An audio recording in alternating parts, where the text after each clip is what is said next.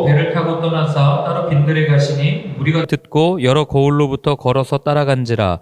예수께서 나오사 큰 무리를 보시고 불쌍히 여기사 그 중에 있는 병자를 고쳐주시니라. 저녁이 되매 제자들이 나와 이르되 이곳은 빈들이요 때도 이미 저물었으니 무리를 보내어 마을에 들어가 먹을 것을 사 먹게 하소서. 예수께서 이르시되 갈 것 없다. 너희가 먹을 것을 주라. 제자들이 이르되 여기 우리에게 있는 것은 떡 5개와 물고기 2마리뿐이니이다.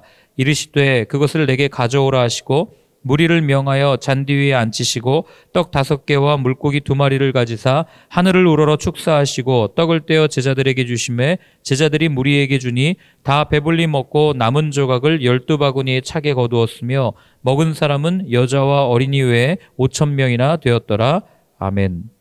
우리가 이렇게 인생을 살다 보면 늘 해피한 일만 있는 게 아니죠. 모진 광풍을 맞고 또 때로는 넘어져서 일어날 힘이 없을 때 그런 시간들을 살 때가 있습니다. 견딜 수 없는 고통 가운데서 도대체 나는 왜 이렇게 어려움을 겪어야 되는가라는 생각을 하면서 살 때가 있는 거죠. 또 거꾸로 너무 행복해서 정말 지금처럼만 됐으면 좋겠다라고 생각할 때도 있습니다.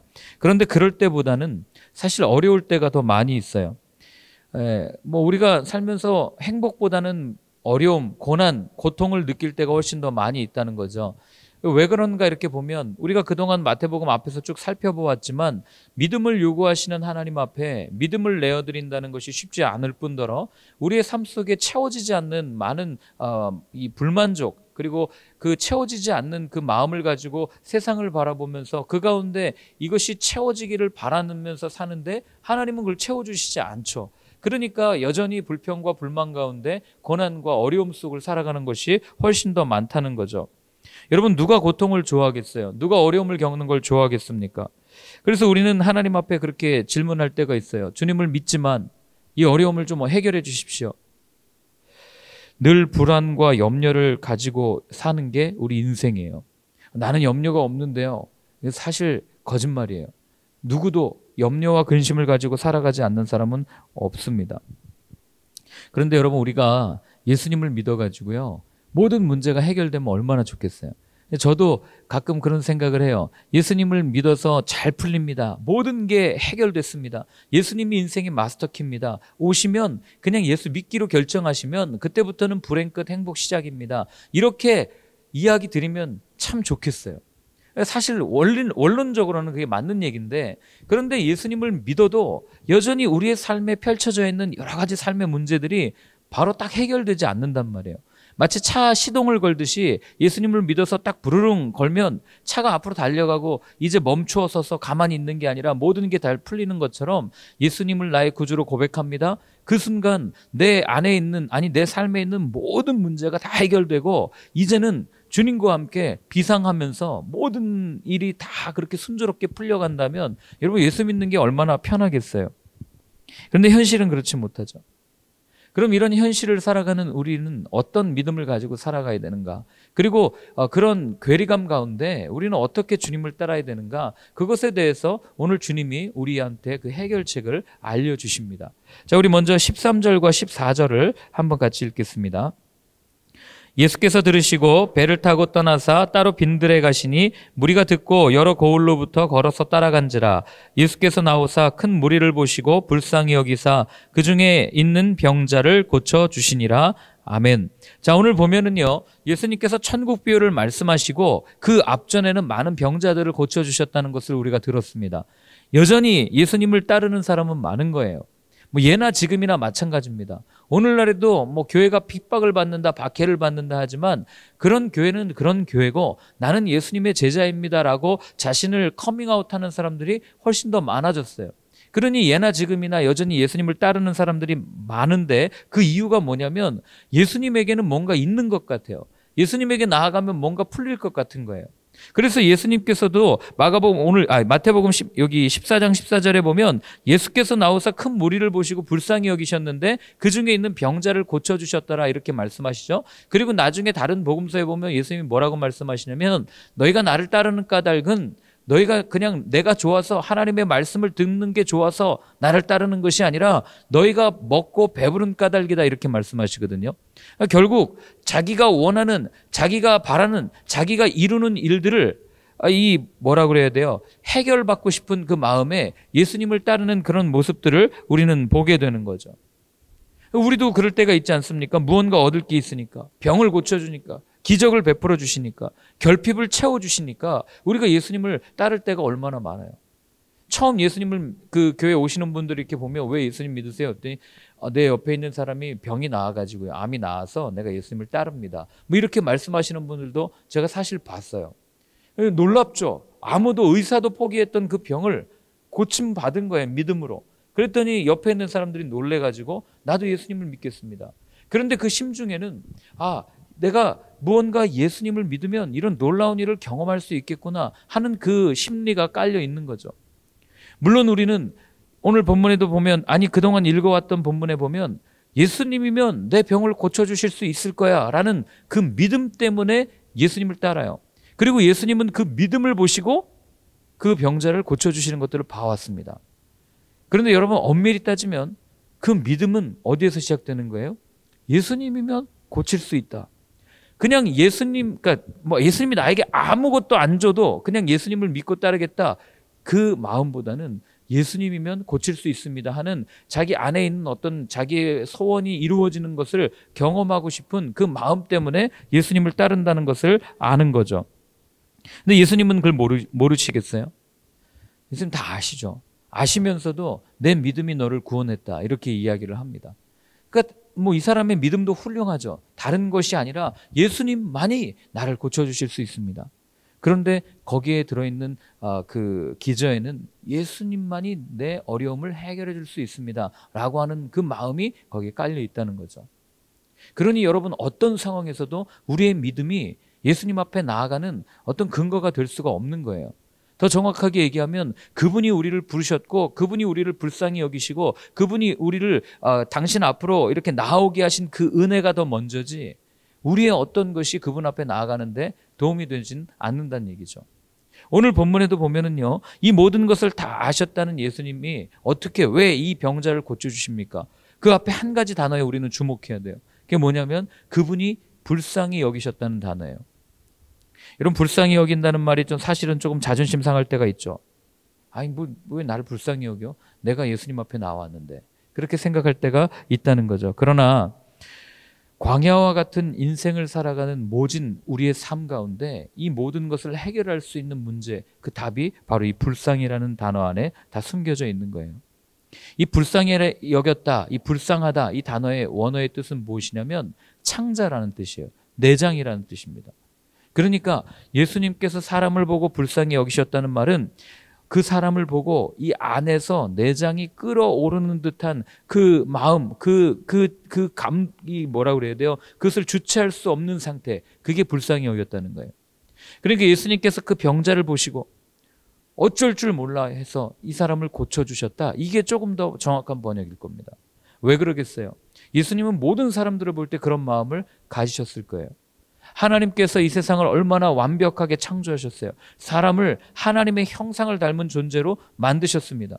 그런데 그렇게 하나님의 형상을 닮은 존재가 전혀 모자람이 없고 결핍을 느끼지 말아야 할 그 존재가 여전히 세상 속에서 죄로 인해서 결핍을 느끼고 부족하고 아프고 힘들고 이런 모습을 보시는 그 하나님의 마음이 오늘 이 불쌍이라는 단어 속에서 완전히 드러나는 거예요. 어쩔 줄 몰라 하시는 거죠.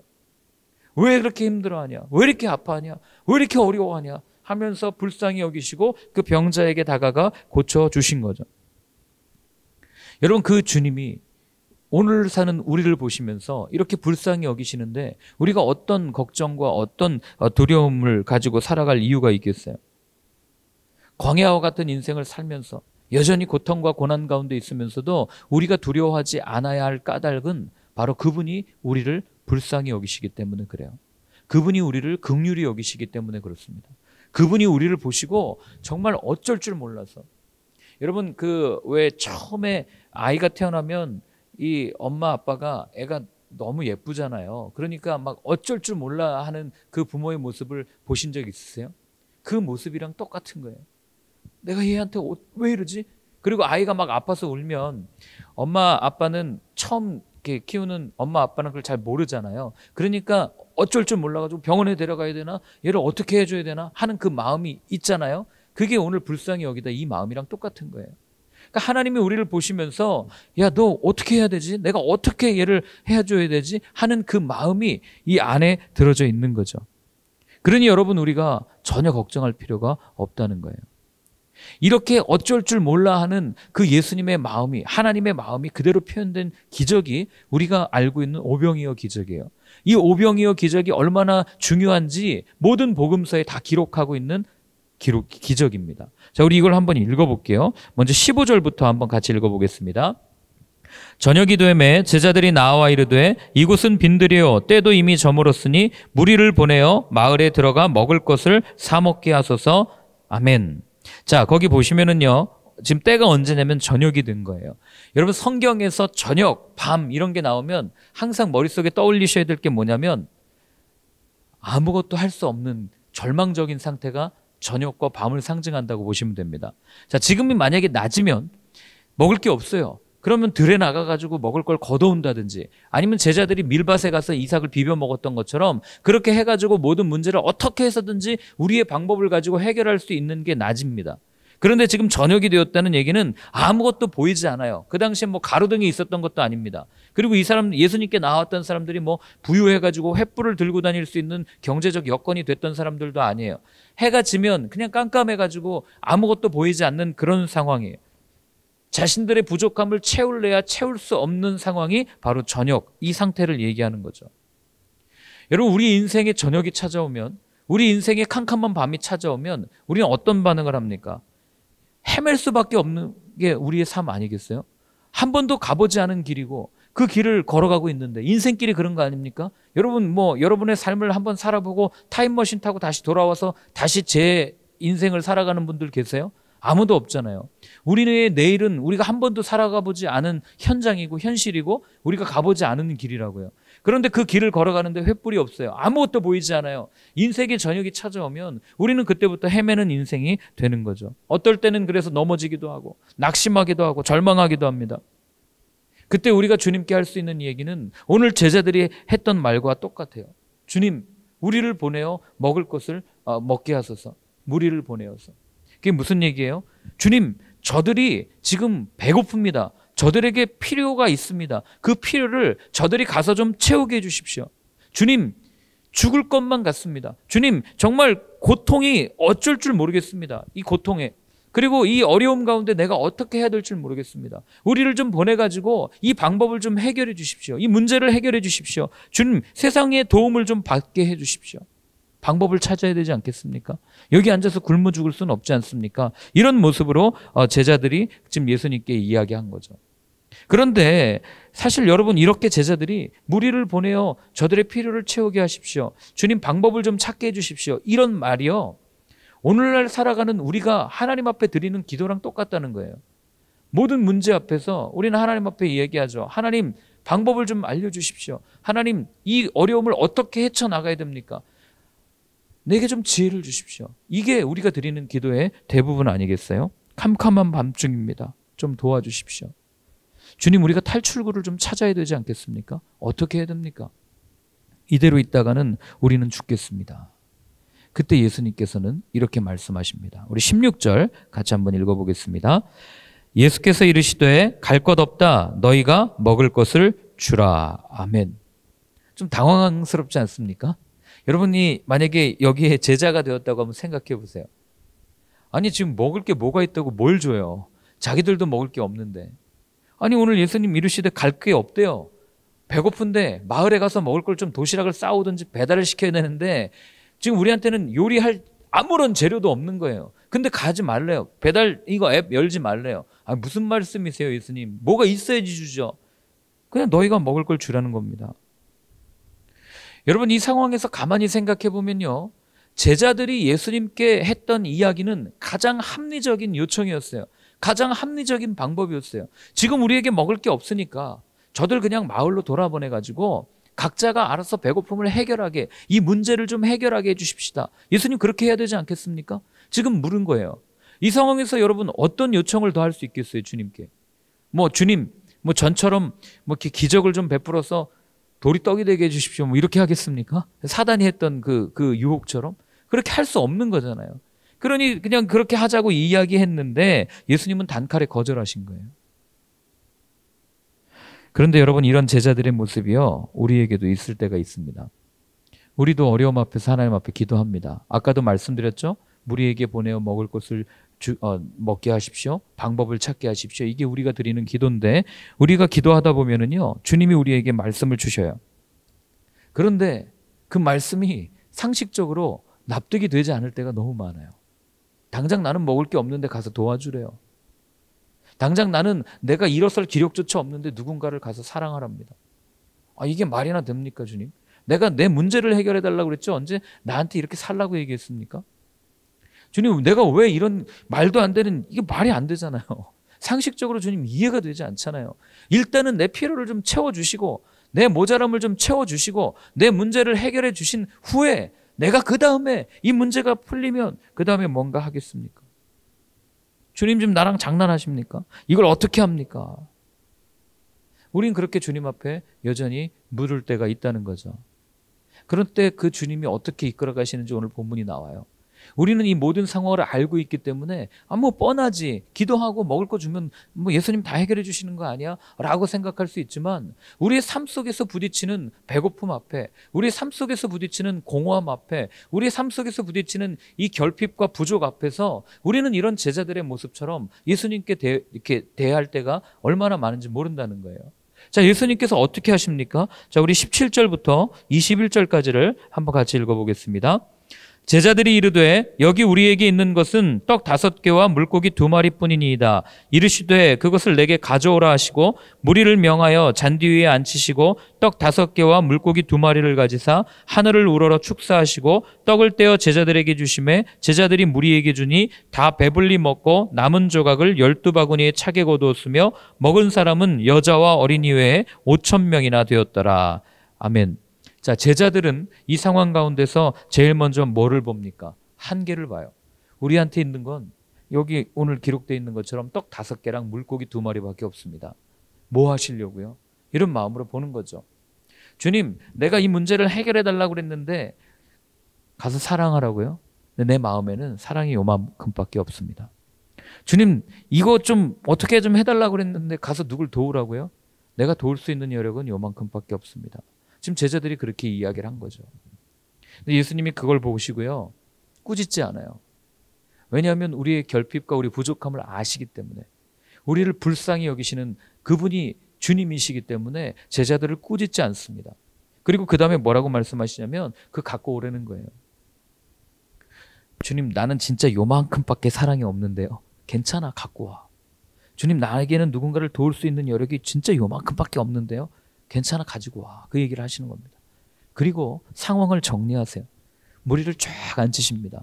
그리고 떡 5개, 물고기 2마리를 가지고 축사하시죠. 그리고 제자들에게 나눠주라고 합니다. 그리고 우리가 아는 것처럼 남자만, 여자와 어린이 외에 5,000명이 먹었다는 얘기는 그 당시에 최소 2만 명 이상 이 자리에 있었다는 걸 얘기하는 거예요. 여자와 어린아이까지 다 포함하면.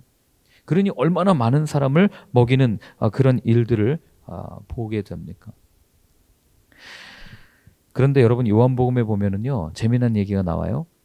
이 물고기 2마리, 물고기 2마리 떡 5개도 사실은 제자들이 갖고 있던 것도 아니에요. 누가 갖고 있는지 아시잖아요. 어린아이가 갖고 있는 거죠. 그러니 인간적인 입장으로 이 본문을 보면은요, 지금 예수님이 이거 못할 짓 하는 거 아니에요. 애가 먹으려고 갖고 온 거를 그걸 뺏어가지고 말이에요. 그걸 갖고 오라니 말이에요. 예수님, 그게 말이나 됩니까? 왜 이렇게 쪼잔하세요? 그냥 무에서 유를 창조하시는 분이면 그냥 주실 수 있는 것도 아닙니까? 라고 우리는 질문할 수 있어요. 그러나 예수님은 갖고 오라는 거예요. 그렇게 갖고 왔을 때 여러분, 어떤 일이 일어납니까? 놀라운 일이 일어나잖아요.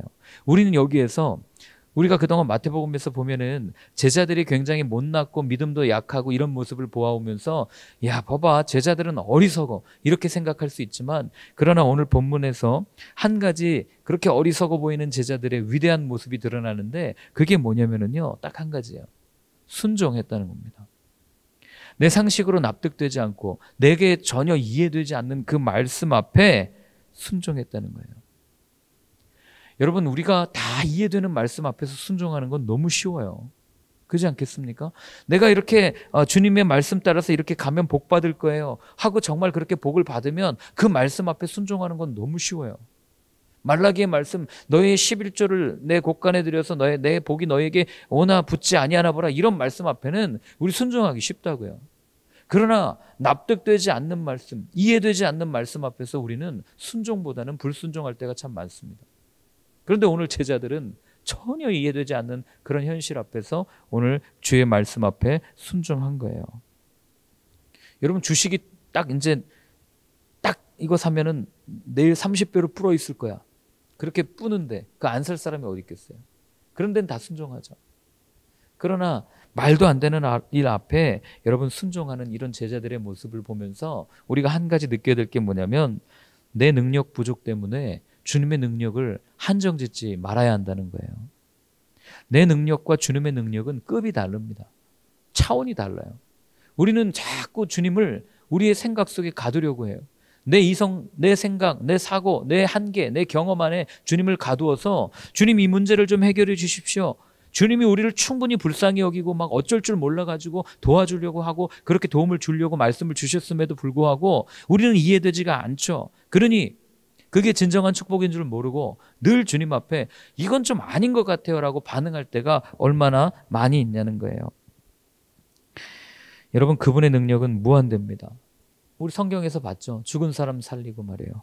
마귀를 쫓아내고 무에서 유를 창조하시는 분이, 그분이 우리의 주님이신데 왜 우리는 성경책 속에서는 그분의 이야기를 그렇게 읽고 우리의 삶 속에서는 이런 분을 경험하지 못하나?